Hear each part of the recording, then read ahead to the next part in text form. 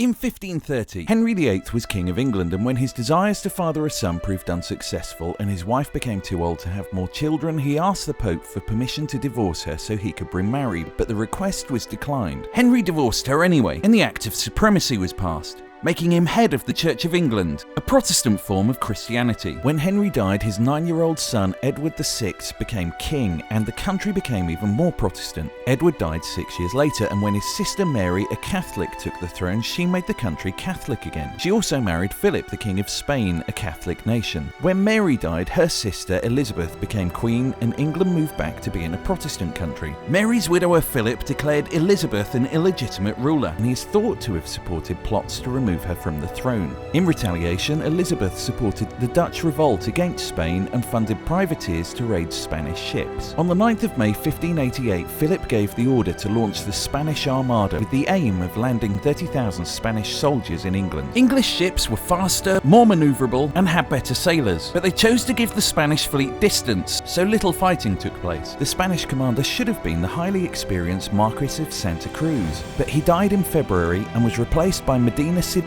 a soldier with no naval experience. The most famous English commander was Sir Francis Drake, and on the 7th of August, while the Spanish fleet were moored in Calais, he sent fire ships packed with inflammables which were set alight amongst them, forcing them to cut their moorings and flee into the night, causing them to scatter. The English now had the upper hand as fighting broke out in the Channel. Medina Sidonia decided the invasion wouldn't succeed and prepared to sail back home, but the route was blocked by English ships, which forced him to sail round the north of the islands, and the longer journey created food and water shortages. The Spanish found themselves in deeper waters where the already damaged fleet encountered stormy weather, which forced many ships onto rocks, destroying them. Although very few ships were lost in battle, only around half of the Spanish ships made it home.